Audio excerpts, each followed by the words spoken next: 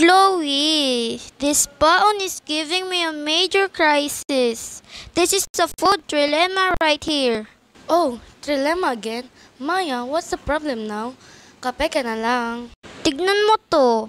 My mom said it's healthy, pero it's so plain. Where's the flavor? Where's the fun? That's one part of the food trilemma. Food security, sapat at ligtas dapat. Pero gusto mo rin, syempre, masarap, di ba? Exactly. And it's so expensive to buy anything else in this canteen.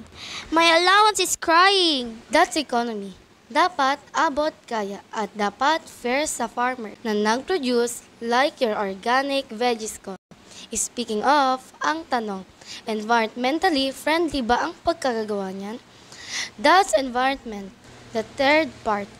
OMG, so this small container holds a huge global problem? My mind is blown. Well, on smaller scale, yes, but wait, there's more.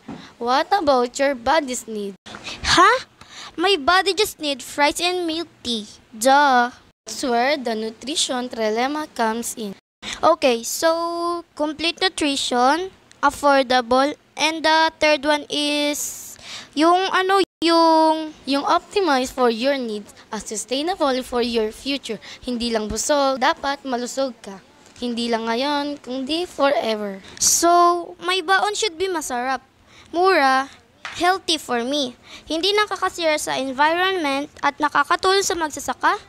Ang hirap maging estudyante. That's why we need to make smart choices. And sometimes kailangan natin ng kaunting gulay from our own backyard or support local farmers.